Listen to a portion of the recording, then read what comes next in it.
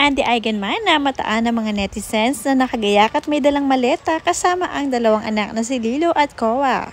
Uuwi ito sa Manila at doon nga ay magbabakasyon kasama ang dalawang bata.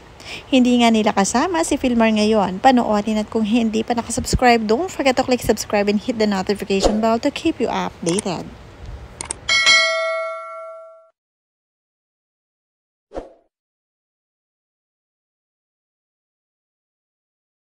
Marami nga ang nagkomento sa mga nakakita ng video na kung saan ay nasa airport ang mag-ina at naghihintay ng kanilang flight. Sabi nga dito ng isang commenter, "Fight lang Andy para sa kids mo.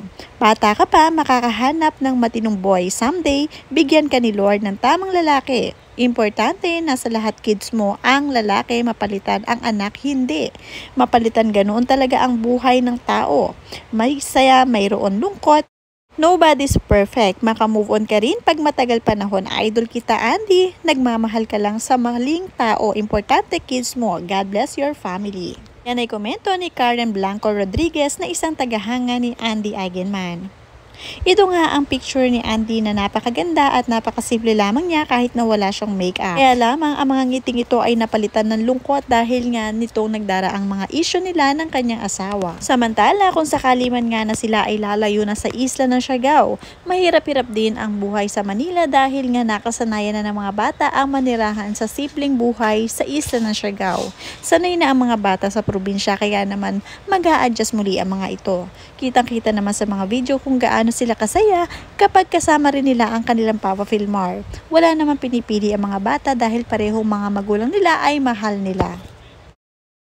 Nakakalungkot lamang din talaga na minsan talaga ay dumaraan sa pagsubok ang mag-asawa at ang minsan ay naaapektuhan talaga dito ay ang mga anak. Ngayon nga ay kung ano-ano mga payo ang naglipana sa social media account. Payo para kay Andy at payo rin para kay Filmar. Ang payong ito ay mula kay Neng Bayani. "I know you're brave Andy. Best decision, leave the place and go back to where you belong. A lot of better opportunities waiting for you and your kids. It's not your loss, it's his. Somehow, he will realize his stupidity. Always remember, karma is real. God bless you and your kids." Kaya lamang, mas maganda pa rin talaga kung buo ang pamilya. Buo ang pamilya ni Andy kagaya ni Filmar, Andy, Lilo at Koa.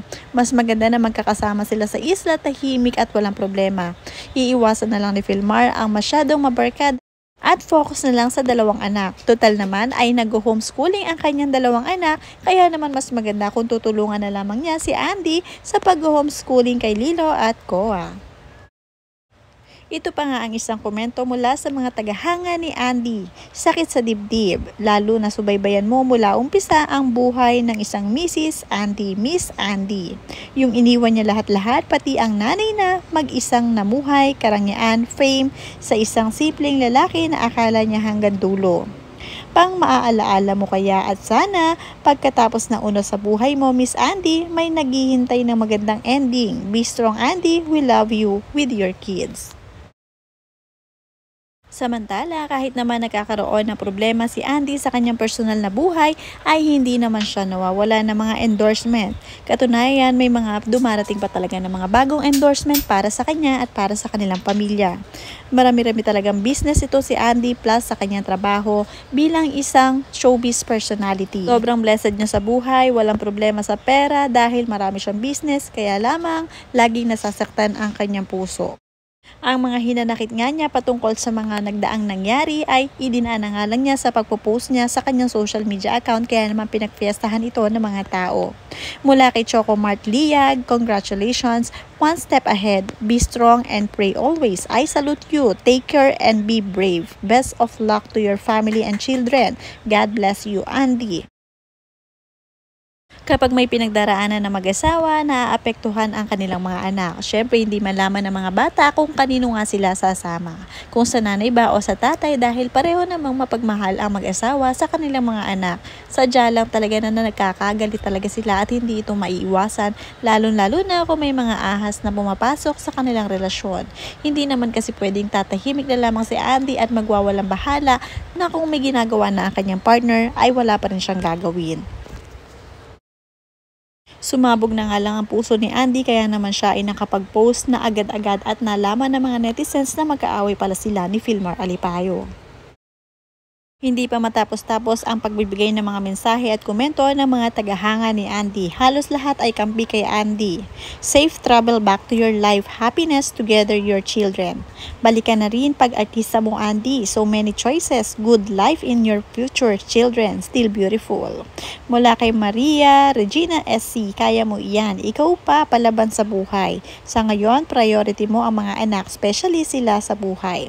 Dahil lahat naman tayo may mga problem. Lahat iyan ipaubaya sa ating Panginoon and keep praying always. Be strong. Mabuti at maaga mo nalaman yung ginagawa niya. Magpakalakas ka para sa mga anak mo. Di siya karapat-dapat sa iyo. God bless Andy. You have to move on for the sake of the kids and don't forget to pray for always God is there for you. Don't take revenge and God will take care of everything. Mula kay Emilia Mikulov Dinampo. Stay strong.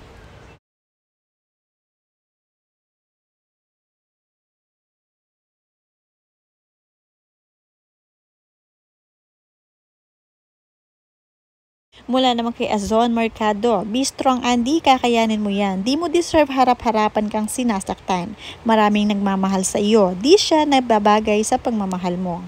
Sending hug for you Andy and for the kids. Tama yan. Capito Vicky Rose.